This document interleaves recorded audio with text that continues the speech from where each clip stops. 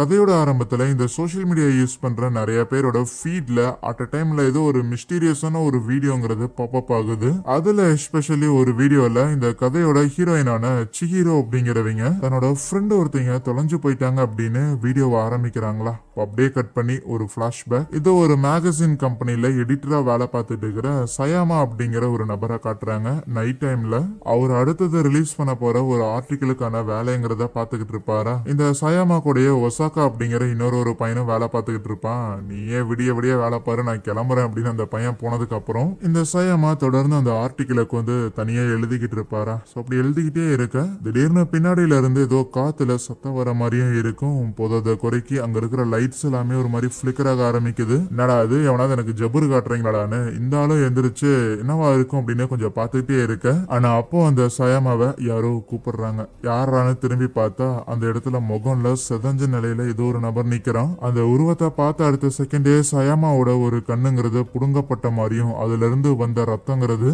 அந்த சயாமா கையில வச்சிருந்த ஏதோ ஒரு மேப்ல சிந்துற மாதிரி இருக்கும். இதை ஒரு அமோனிஷமான விஷயங்களை ஆர்டிகலா எழுதுறதுக்காக ரிசர்ச் பண்ணியிருக்கான் போல. அதன் விளைவு இதுதான். கட் பண்ண அடுத்த நாள் காலையில ஆபீஸுக்கு அந்த எடிட்டர் இருந்தாருல, சோ அந்த ஆளை மீட் பண்றதுக்காக நம்ம கதையோட ஹீரோயின் வந்திருப்பா. ஹீரோயினும் ஒரு ரைட்டர் தான், ஆனா ஃப்ரீலான்சிங்கா தான் அந்த வேலையை வந்து பாக்குறா. அதனால அவ எழுதுற சில ஆர்டிகல்ஸ கொண்டாந்து சப்மிட் பண்ணலாங்கிற மாதிரி எடிட்டரை மீட் பண்ண வந்திருப்பாளா. அப்ப அந்த ஒசாக்காங்கிற பையன் தான் நம்ம ஹீரோயினை தனியா கூட்டிட்டு போயிட்டு, இல்ல இந்த மாதிரி எடிட்டரை காணோம் நேத்துல இருந்தே, அவரு மட்டும் இல்ல அவரோட ஒய்ஃபையுமே காணோம், ரெண்டு பேரும் எங்கேயோ தொலைஞ்சு போயிட்டாங்கன்னு சொன்னதுக்கு ஓடி போயிட்டாங்களா எதுக்குங்கிற மாதிரி தான் ஹீரோயினோட ரியாக்ஷன் இருக்கும். சரி, இப்போ இந்த ஒசாக்கா எதுக்கு இதையெல்லாம் நம்ம ஹீரோயின் கிட்ட சொல்லிட்டு இருக்கிறானா, ஆக்சுவலி அந்த எடிட்டர் ஒரு மிஸ்ட்ரி ஆர்டிகல்ல ஒர்க் பண்ணிட்டு இருந்திருப்பான். அந்த ஒரு ஆர்டிகலை இவங்க அடுத்த வாரம் வந்து பப்ளிஷ் பண்ணி ஆகணும். ஆனா அந்த ஆர்டிகல்ல என்ன கண்டென்ட் இருக்குது, நான் என்ன எழுத போறேன் அப்படின்னு எந்த விஷயத்தையுமே அந்த எடிட்டர் வந்து சொல்லவே கிடையாது. இருப்பினும் அந்த எடிட்டர் ரெடி பண்ணிக்கிட்டு இருந்த அந்த ஒரு ஆர்டிகலை தான் பப்ளிஷ் பண்ணணும்னு சொல்லி மேல் இடத்துல இருந்து ஆர்டர் வந்திருக்காமா. அடுத்த வாரத்துக்கு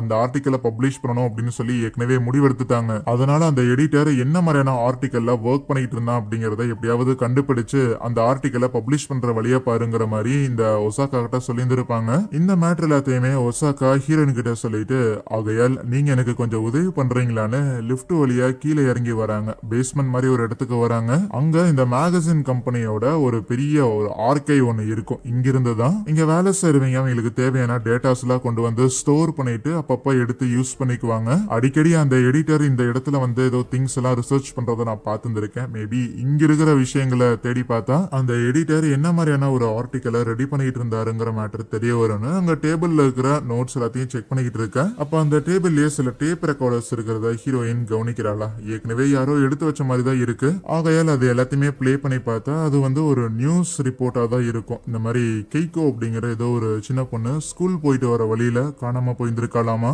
அண்ணா அந்த பொண்ணு காணாம போன சில நாட்கள்லயே அந்த பொண்ணோட அங்கிள் ஒருத்தர் இருந்திருப்பாரு. அவரு ஒரு டேம்ல குதிச்சு இறந்து போயிட்டாரு அப்படின்னும், இந்த ஒரு இன்சிடென்ட் நடந்ததுல இருந்து அந்த டேம் பக்கத்துல நிறைய விதமான அமோனிஷியங்கள் நடக்கிறத நிறைய பேர் பார்த்துருக்காங்களாமா. ஈவன் ஒரு ட்ரக் ஓட்டுற டிரைவரும் கூட ஒரு காட்டு பகுதியில அந்த காணாம போன அந்த கெய்கோங்கிற ஸ்கூல் புள்ள இருக்கிறாள் அவளை கண்ணு இல்லாம பார்த்ததா கூட சொல்லியிருந்திருக்காரு. சோ அதுக்கப்புறம் இன்னொரு ஒரு டேப் ரெக்கார்டரை போட்டு பார்ப்பாங்களா. அதுல ஏதோ ஸ்கூல் பசங்க எல்லாம் ஈவினிங் ஸ்டடிக்காக ஸ்கூல்ல இருந்திருப்பானுங்க. அப்படியே ஃபன் பண்ணிட்டு வீடியோ எல்லாம் ரெக்கார்ட் பண்ணிட்டு இருக்கும்போது சடனா வெளியில இருந்து ஏதோ சத்தம் வர மாதிரி இருக்குமா. யாரோ ஒரு நபர் காட்டுக்குள்ள இருந்துகிட்டு, நீங்க எல்லாருமே என்கிட்ட வாங்க, மலையில வாங்க அப்படின்னு கூப்பிடுற மாதிரி இருக்கும். அந்த ஸ்கூல் ஏதோ காட்டு பக்கத்துல அமைஞ்சிருந்திருக்கு போல. பசங்க எல்லாரும் சாவுராக்கி எவனோ நம்மள பயமுறுத்த பாக்கணும்டா அப்படின்னு சொல்லி சும்மா அந்த குரலை வந்து கிண்டல் பண்ணிக்கிட்டு இருப்பானுங்களா. ஆனா கொஞ்ச நேரத்திலேயே சடனா அங்க இருக்கிற பசங்க எல்லாருமே ஒண்ணு மாத்தி ஒண்ணு மயக்கமடைய செஞ்சிருந்திருப்பாங்க. அதோட அந்த வீடியோவும் முடியுது. பிளஸ் இந்த ஒரு இன்சிடென்ட பத்தி நம்ம ஹீரோனுக்கு தெரிஞ்சிருந்திருக்கு. அது மட்டும் இல்லாம ஏற்கனவே நியூஸ் பேப்பர்ல கூட இந்த இன்சிடென்ட் வந்திருக்கு.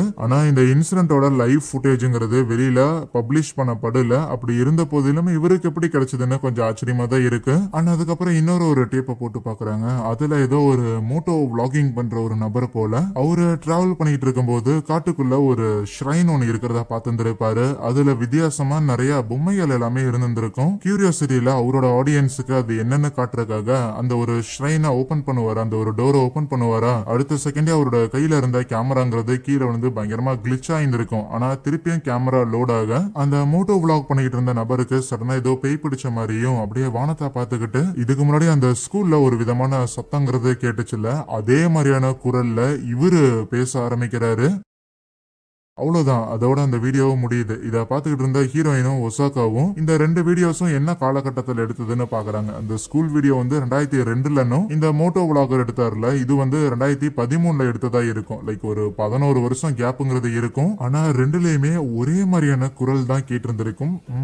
ரொம்ப பழமையான எதையோ ஒரு சாபத்தை பத்தி ரிசர்ச் பண்ணியிருந்திருக்காரோன்னு ஆல்ரெடி இருந்த 3 டேப்பை யூஸ் பண்ணிட்டாங்க. ஃபர்தரா வேற ஏதாவது வீடியோ ஃபுட்டேஜ் மாதிரி வச்சிருந்திருக்காரான்னு அந்த டேபிள்ல சர்ச் பண்ணி பார்க்கும்போது அந்த ஒசாகாக்கு சில பென்டிரைவ் எல்லாமே கிடைக்குமா, அதுல ஏதோ ஒரு பென்டிரைவ்ல சம்திங் ஏதோ ஒரு யூடியூபரை பத்தி போட்டிருந்திருக்கும் போல. அந்த யூடியூபரோட நேம படிச்சோன்னே நம்ம ஹீரோயினுக்கும் தெரிஞ்சிருந்திருக்கு. அங்க இருக்கிற ஒரு மேகசினை எடுத்து காட்டுறா. யூடியூப்ல ஃபேமஸ் ஆகிறதுக்காக இந்த கைவிடப்பட்ட வீடுகள்ல போயிட்டு ஏதாவது பேய் இருக்கா அப்படின்னு செக் பண்ற மாதிரியான ஒரு vlogger போல. ஆனா போனவன் அதுக்கப்புறம் காணாமலே போயிட்டானாமா. அவனை ஆளையே காணாமாமா. இந்த நியூஸை மட்டும் அந்த மேகசின்ல படிச்சுட்டு அதுக்கப்புறம் அந்த பென்டிரைவ்ல இருக்கிற வீடியோவை பார்ப்பாங்க. எஸ், அதே மாதிரியான ஒரு யூடியூபர் லைவ் ஸ்ட்ரீம் பண்ணிக்கிட்டே கைவிடப்பட்ட ஒரு வீட்டுக்கு போயிருந்திருப்பான். போன இடத்துல அந்த வீட்டுல நிறைய இந்த வெள்ளை காகிதங்கள் எல்லாத்தையும் மந்திர காகிதங்கள் மாதிரி தொங்க விட்டு இருந்திருப்பாங்க.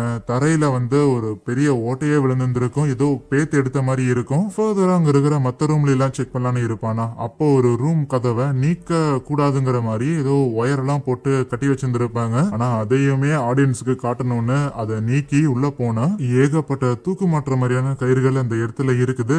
இருந்தாலும் ஓகே இது ஏதோ கயிறுலாம் வச்சிருந்திருக்கானுங்கன்னு அந்த ரூம்குள்ள போகும்போது செவுத்துல ஏதோ நிறைய உருவங்களோட படங்கள் வந்து யாரோ கையால உறைஞ்ச மாதிரி இருக்கு. ஏதோ 1-2 உறைஞ்சு வச்சிருந்தா பரவாயில்ல, எவன்டா அவன் இத்தனைய ஒரே மாதிரி உறைஞ்சு வச்சு அதையும் செவுத்துல ஒட்டிருக்கான் அப்படின்னு ஆச்சரியமா பார்க்க சடனா அந்த ரூம்குள்ள ஏதோ சத்தம் கேட்ட மாதிரி இருக்குமா. ஆஹா, என்ன சத்தம் கேக்குதுன்னு உனக்கு லைட்டா பயம் வந்துருது. இருந்தாலும் இந்த மாதிரியான விஷயத்தையெல்லாம் காமிச்சாதான் யூடியூப்ல சம்பாதிக்க முடியும்னு அங்க ஒரு ஸ்டடி டேபிள் ஒண்ணு இருக்கும். அதோட டிராயரை நீக்குவானா அதுல ஒரு சின்ன பையனோட போட்டோங்கிறது இருக்க சடனா அந்த பையனோட கருவிலிங்கிறது நகுந்த மாதிரி இருக்கும். ஆஹா, இந்த போட்டோ நகுருதுன்னு பயங்கரமா பயந்து போயிடுவான். வேகமா அந்த வீட்டை விட்டு வெளியில போடான்னு ஆடியன்ஸ் கமெண்ட் லைவ்ல போட்டுக்கிட்டே இருக்க அதுக்குள்ள அந்த வீடியோங்கிறது அப்படியே அப்ரப்டா கட் ஆகுது. அந்த பையன் யூடியூப்ல கடைசியா வீடியோ போட்டதுங்கிறது அதுதான். அதுக்கப்புறம் ட்விட்டர்ல அவன் கொஞ்ச நாள் ஆக்டிவா இருந்திருப்பான். காலையில விடிஞ்சிருச்சு, இன்னைக்கு நான் நல்லா தான் இருக்கிறேன் அப்படிங்கிற மாதிரியான சில போஸ்ட் போட்டிருந்திருப்பான். இறுதியா என்னை கண்டுபிடிச்சதுக்கு நன்றிங்கிற மாதிரி கடைசியா ஒரே ஒரு போஸ்ட் போட்டுட்டு 2016ல அவன் காணாம போனதுதான். அதுக்கப்புறம் வேற ஏதாவது இருக்குமான்னு தேடி பார்க்கும்போது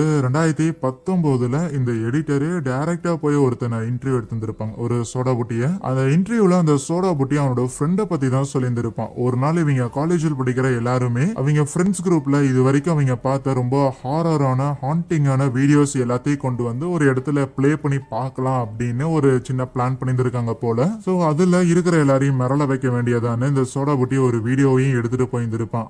அந்த வீடியோவை யாரு பாக்குறாங்களோ அவங்க இறந்து போயிருவாங்க அப்படின்னு ஒரு ரூமர் வேற இருக்கு போல. ஆல்ரெடி அந்த வீடியோவே கொஞ்சம் கொடூரமா தான் இருக்கும். எக்ஸ்ட்ராவா இந்த ரூமரையும் சேர்த்து சொன்னோம்னா கண்டிப்பா எல்லாரும் பயந்துருவானுங்கன்னு எல்லாரையும் பயம் காட்டுறதுக்காக அவன் கொண்டு போயிருந்திருப்பான். ஆனா ஒன்ஸ் எல்லாரும் அந்த வீடியோவை பார்த்ததுல இருந்து அதுல அந்த சோடாபுட்டியோட ஃப்ரெண்ட் ஒரு பையன் இருந்திருப்பான்ல, அவன் மட்டும் ஒரு மாதிரி வித்தியாசமா பிஹேவ் பண்ண ஆரம்பிச்சிருந்திருப்பானாமா. இது எல்லாத்தையுமே அந்த எடிட்டர் கிட்ட சொல்லிட்டு வாங்க அவனோட வீடு இங்க பக்கத்துல தான் இருக்குது, வேணும்னா உங்களை கூட்டிட்டு போய் காட்டுறேன்னு அந்த வீட்டுக்கும் கூட்டிட்டு போயிருந்திருப்பான். ஆனா ரொம்ப நாளா பேப்பர் எடுக்கிறது கூட அந்த பையன் வெளியில வரல போல. வீட்டுக்கு வெளியில ஏகப்பட்ட பேப்பர்ஸ் எல்லாம் கிடக்கும். ரொம்ப முக்கியமா அந்த கைவிடப்பட்ட வீட்டுல ஒரு விதமான ஒரு உருவத்தோட படங்கிறத யாரோ உறைஞ்சு வச்சிருந்தாங்கல்ல, அதே மாதிரியான ஒரு டிராயிங் அங்கேயும் கிடக்கும். அதோட அந்த இன்டர்வியூ முடியுது. ஆனா அந்த இன்டர்வியூ வீடியோ கூடவே இந்த வீடியோவை பார்த்தா இறந்து போயிருவாங்க அப்படின்னு அந்த சோடாபுட்டி சொல்லியிருந்திருப்பான்ல, அந்த வீடியோவும் கண்டினியூவா பிளே ஆக அதுல ப்ராப்பரா எதுவுமே இருக்காது. கொஞ்சம் டிஸ்டர்பிங்கா சில சீன்ஸ் மட்டும் இருக்கும். சில சீன்ஸ் யாரோ கத்துற மாதிரி எல்லாம் இருக்கும்.